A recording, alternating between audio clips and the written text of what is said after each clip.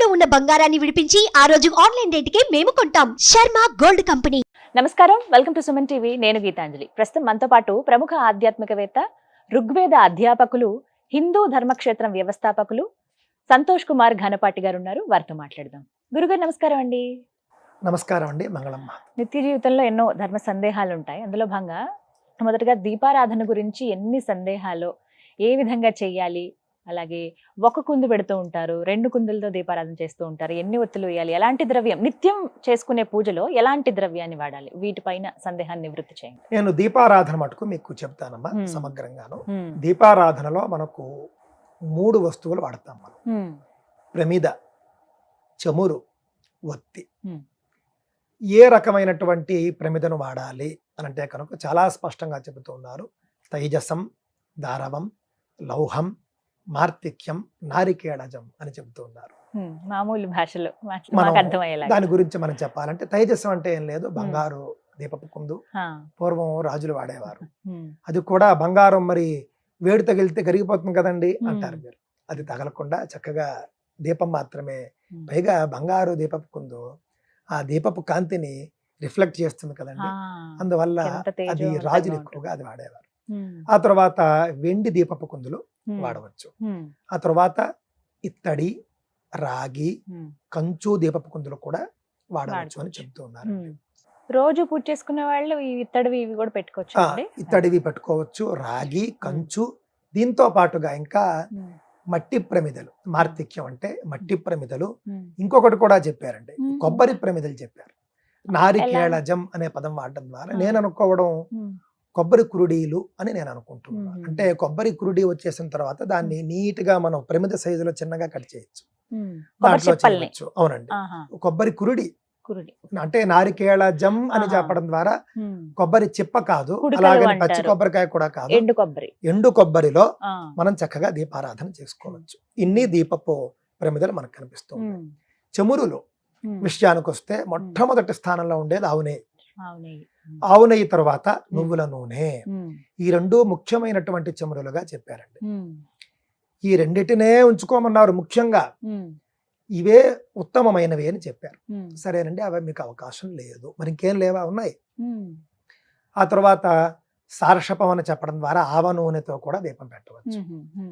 అలాగే కొబ్బరి నూనెతో దీపం పెట్టవచ్చు. ఆ తర్వాత ఇంకా చెప్పారు వేరుశనగ నూనె కూడా దీపం పెట్టవచ్చు. అలాగే వీటితో పాటుగా కొన్ని ధాన్యాల నుండి తీసే వివిధ నూనెలు ఉన్నాయి.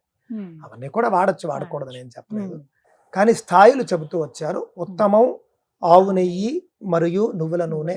మధ్యమం దగ్గరకు వచ్చేసరికి ఆవ నూనె, కొబ్బరి నూనె, ఇవన్నీ కూడా చెబుతూ వచ్చారు. ఆముదం మాత్రం సహజంగా మన వాళ్ళు వాడరు, అది అపశకునంగా భావిస్తారు. కావున ఆముదం వాడరు. కానీ ఇందాక చెప్పుకున్నట్లుగా రకరకాల నూనెలు ఏవైతే ఉన్నాయో కొవ్వు కాకుండా ఇవన్నీ కూడా వాడవచ్చండి. నూనెలో విషయం మనకి స్పష్టమైంది. ఒత్తుల విషయానికి వచ్చేస్తే తామర ఒత్తులు ముఖ్యంగా చెప్పారండి. తామర ఒత్తులు మీరు తామర పువ్వుని తీస్తేనండి, మళ్ళీ తామర పువ్వు వేరు, కమలం పువ్వు వేరు, 2 తేడా ఉంది. తామర పువ్వుని మీరు కాడ ఇలా మీరు వలిస్తే మీకు దారం వస్తుందండి. ఆ తీగని మీరు చకచకా చేసుకుంటే మీకు ఒత్తు తయారై చేస్తే మీకు ఒత్తు తయారై, ఆ ఒత్తు శ్రేష్టం. దాని తర్వాత మనందరూ వాడేటటువంటిది ప్రతి కాయ ఉంటుంది చూసారా, పెద్ద పెద్ద చెట్లు ఉంటాయి, అవి దాంట్లో తీసేటటువంటి పత్తి, దాంతో ఒత్తులు చేయవచ్చు. దాని తర్వాత జిల్లేడు ఒత్తులు కూడా చేయొచ్చు. జిల్లేడు కాయ లోపల కూడా మీకు కాటన్ ఉంటుంది, ఆ ప్రత్తితో కూడా ఒత్తు తయారు చేసుకొని చేయవచ్చు. ఒత్తులు ఈ విధంగా 3 రకాలు అని చెప్పారు. పెద్ద పెద్ద దీపాలు చేసినప్పుడు మన వాళ్ళు బట్టల్ని కూడా, బట్టలతో తువ్వాళ్ళు అవి కూడా ఒత్తి తయారు చేస్తారు, దోషమేం లేదు. అది కూడా ప్రత్తితో తయారు చేసిందే కాబట్టి అవి కూడా ఒత్తులుగా వాడుకోవచ్చు. ఇదండి. ఇవి కాకుండా ఉన్నటువంటి ఒత్తులు, ఇవి కాకుండా ఉన్నటువంటి కుందులు, ఇవి కాకుండా ఉన్నటువంటి చమురులు, కొవ్వులు మొదలైనటువంటివి మంచివి కావు. కొవ్వు సదా మనకు నిషేధం. కొవ్వొత్తి అని ఉంది చూసారా, స్పష్టంగా మనం పురాణాల్లో చూస్తే జంతువుల కొవ్వు నుండి తయారు చేసేటటువంటి చమురు, జంతువుల కొవ్వుతో దీపం పెడితే మహాదోషం అని చెప్పబడింది. రాక్షస పూజ. వాళ్ళకి పాశ్చాత్య దేశాల్లో వాళ్ళకి ఏమి ఇబ్బంది లేదు, వాళ్ళు కొవ్వొత్తులు పెట్టుకుంటారు. మనకి మాత్రం ఏ మాత్రము వీటితోనే చేయాలి. దీపం ఈ సమయం అంటూ ఉంటుందా అండి ప్రతిరోజు నిత్య దీపారాధన విషయంలో? ప్రతిరోజు ఈ సమయానికి కూడా దీపం దీపారాధనకు శ్రేష్టమైనటువంటి కాలం సూర్యోదయానికి ముందు, Hmm. సూర్యాస్తమయం తరువాత 48 నిమిషాలు. అంటే Hmm. ప్రదోష కాలం అని మనం అంటాం చూసారా? అవునండి. సూర్యోదయం ముందు 48 నిమిషాలు, సూర్యాస్తమయం తర్వాత 48 నిమిషాలు దీపారాధనకు శ్రేష్టమైన కాలం. అంతే. అలాగని చేయలేకపోతే మానేయకండి, ఎప్పుడు వీలైతే అప్పుడు చేయండి. ఒక్కసారి దీపం వెలిగిస్తే చాలా అండి? 2 పూటలు చెయ్యాలా? అంటే 2 కుదరని పూట్ల పక్షంలో. చేస్తే మంచిదండి.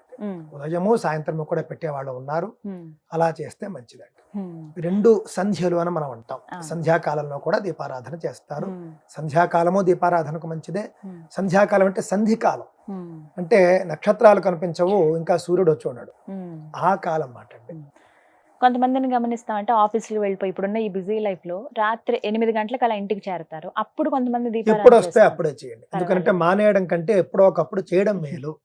కావున ఎప్పుడు అవకాశం ఉంటే అప్పుడు దీపారాధన చేయవచ్చు, ఏమీ ఇబ్బంది లేదు. మానేయడం కంటే కూడా మీరు చేస్తున్నారు కాబట్టి మీకు ఎంతో కొంత ఫలం వస్తుంది.